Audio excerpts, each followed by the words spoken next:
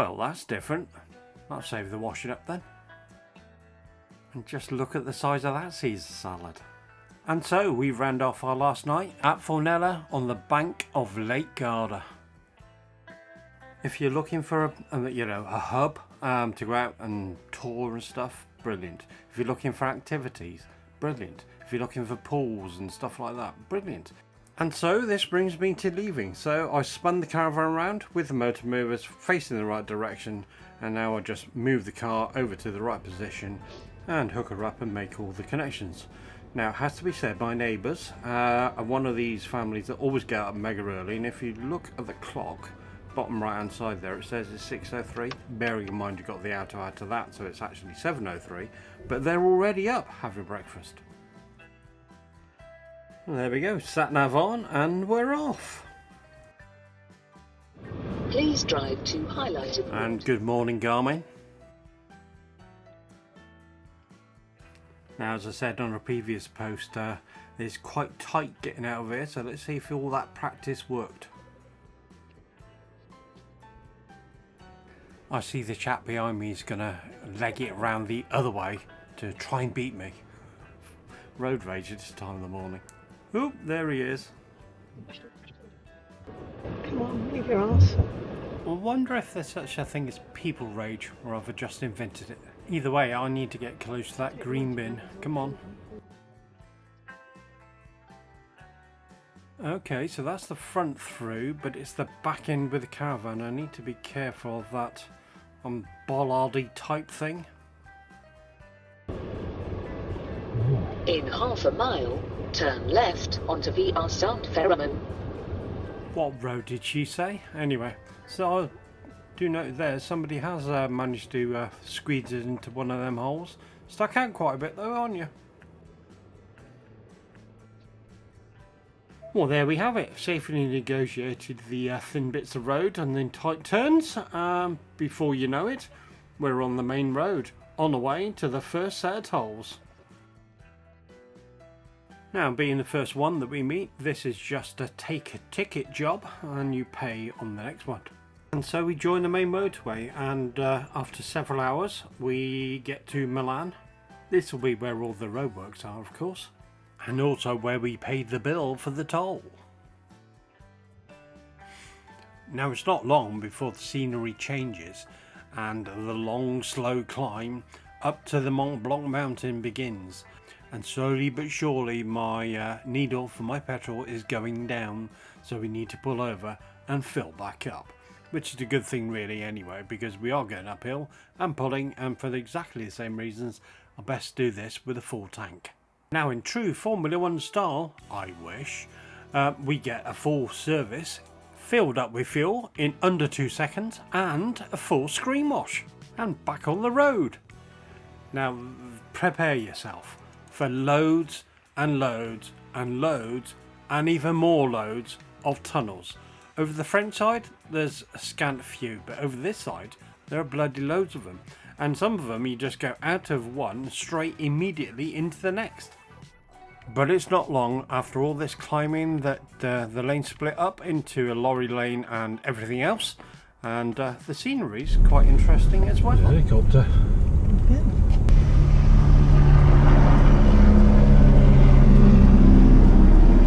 Happy to call it there.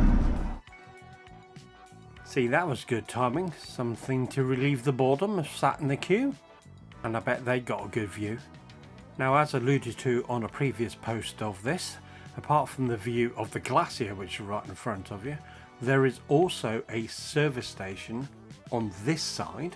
There is now this type of interruption I'm not bothered about, because I'm now a granddad, as my daughter calls me from a hospital bed. Hello, hello, how are you?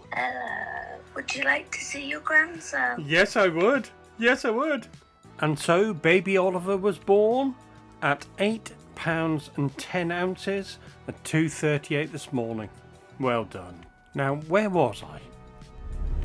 So would you believe it? There's a service station in there. And what we also notice is that truck lane is going rather quicker than everything else.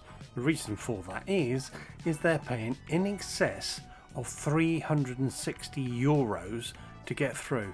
whereas we'll be paying 60 odd even with the caravan on the back.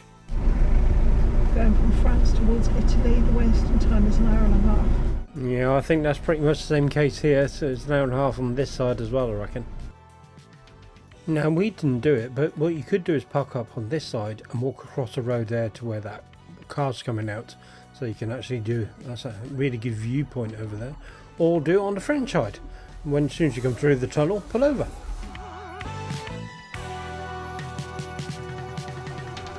Class 1, 4880.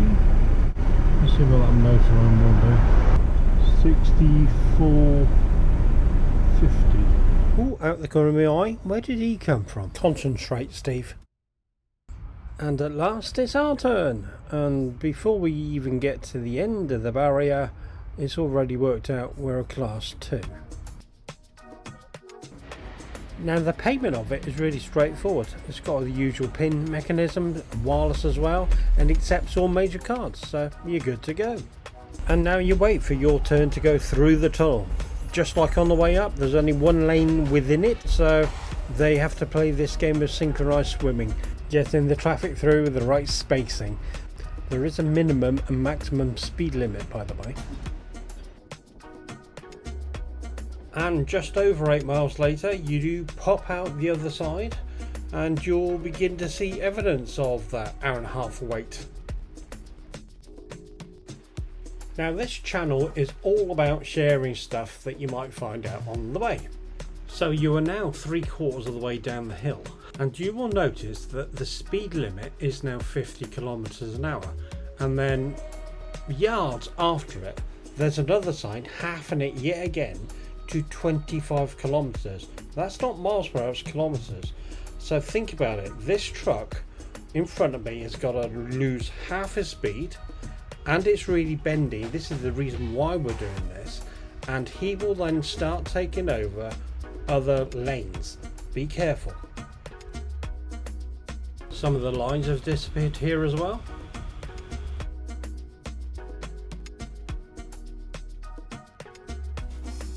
We're now moving over to the other side of the road, so be careful again. And now we're back up to 90. Not many yards later, back down to 70, look. Then back up to 90, and then within yards, back down to 70 again. And then out of the blue, we close a lane. And so I'd recommend, not that you need it, but super vigilance, keep your speed well down under control and watch the gap. But we're down at long last, and the blood pressure returns back to normal. And it's not long before we finally get to our exit and get off. And so there we have it. The trips that we took to Chamonix to go and get our tickets and then come back down that did give us a bit of an insight as to what we're going to effectively see with the caravan on the back. So kind of glad we did it. Okay, we get checked in for the second time and we wait for the girl with the golf buggy. And here she is to lead us to our pitch. I didn't order bread because I wasn't quite sure what time we needed to leave. We can't pick it up till 8:15. Yeah, that'd be too late. Chamonix is an hour away and I want to be there by then. Oh, she's pulled over, look. We're staying in the older section of the site then. Mover. Yeah, Mover job this one. Now when we first saw the pitch we went, it's a bit thin this, but actually it's quite long and the trees do offer an awful lot of shade. I mean, as you can see, it's like just mid-afternoon. Now this does work for us, being a British fan. Obviously we are all going to be on the right side of this pitch, facing forwards. However, the waste and the water are not going to be in a suitable place. Have you ever tried to shift a 2-ton caravan? It's not happening. As you can see, there's loads of room at the back. And just like last time, we get the shell of the awning up. And at the front we get the front cover on to give the security and a bit of protection from the heat for that fridge. And for those of you with good eyesight, you'll see just on the bottom left hand side a blue hose which connects us to the water, We have actually had to join the two hoses that I have together to give us extra long length, as I need to get to the other side of the van, and from a waste point of view, I'm sure we can manage. We're only here for 3 nights after all. Well, it does come to the point where I need to plug the mains in, and they do have modern connectors, but I think something's telling me I better check this for reverse polarity. You never know. And I can see the reverse polarity lights on. I've never had that on the other sides, so we're just going to get my little connector out and swap them round. So what I have here is the old 2-pin plugs, either a reversed and a non-reversed option. I don't need those, I need this. So it's got reversed at one side and normal at the other. So when I plug the mains into here, in this rather old looking box, you can tell by that. There we go, I'll plug those two. As I say, this is the reversed option.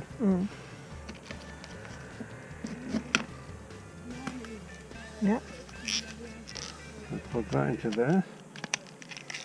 Right, and then we plug that back into there. There's the thing there. Plug it all back in. And so now that that's been swapped around, the reverse polarity light has gone off. And now we're good to go. And there we have it. We popped to the local Super U, which has got a fuel station as well. Fill it up. But see this big bottle of wine? She said no, and I can't imagine why. Probably something to do with drink driving and the concentration of the roads. But anyway, we finally get David out of his pit and on our way. And by heavens, am I looking forward to this. So we make our way up to Chamonix, back to that car park. And we actually get to park, would you believe it, right next to an English van. And so our proper date with Mont Blanc begins. As you recall, we booked online, so you can see our time to board our car is 10:10. We're car number 33, so we're walking from the car park to the main plateau from where you get the cable car up Mont Blanc. No, I'm going to correct myself there. For the pedantic among you, we're actually going up a neighbouring peak. And as you can see, there is a sign which says mask is recommended, and no, we didn't wear a mask and neither did anybody else. We did change our clothes and joined the long queue to wait for our cabin, which came in as number 33. Here we are waiting in the queue. There's David with his slinky sunglasses on, and that's our tickets. And then gradually, camping on Mont Blanc? I don't think so. Anyway, we move forward and we see another cable car coming down, which is obviously the one before us, and we have to wait for that to empty. And then when that's empty, we can all push forward, and I mean push forward because it's very squished with a lot of people. We can get into our own cable car. You actually ascend an adjoining peak, so you're looking down onto Mont Blanc. So here we go, you can see the guys and girls are already in there, and now it's our turn. Now as we move away, you can see the two people who have got masks on, nobody else has, and you kind of go up in stages, and as you go up, you'll then go down. So your stomach does a real sweep. We call this in our family an onion. If you listen, you'll hear the onion.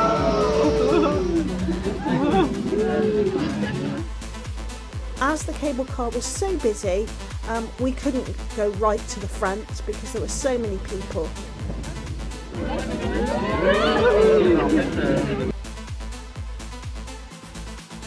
And now that we know what to expect, we gaze up, pensively waiting for our next adventure on the chairlift to the next level, which I'm gonna have to show you on the next video, because when we get back later, there's a problem. Remember this? So we'll be doing that in a few days. Yes. But if you go over this bit, Mer de Glace, or the glass canvas, over there. So I'm thinking, yeah, we can do that. Day 2, back at Chamonix, is not happening. So there we go, 2 completely blank panels. If we have a look down here, this switch is in, out, back in, still nothing. I'm thinking, well, it can't be the Dodge panels. I don't believe both of them would go at the same time. And they're independently wired anyway, and go down to the fuse box. So we are without water function and without lights, but as long as we can get home, it's fine. Everything on that panel doesn't work, so we have no water because no pump. And the toilet flush doesn't work either. What else doesn't work? All the lights don't work. The heating, not that we need it. The fridge won't turn on at all because you need 12 volts in order to select gas or electric or battery, and you can't. So that is now a cupboard. 240 volts is working, so that's fine. We still have an external fridge. Oh yeah, satellite dish is up, so we need to retract that. Guess what you can't do? Retract a 12 volt only satellite dish. Bugger springs to mind. Please like, subscribe, hit the little bell, and we'll update you on the next one.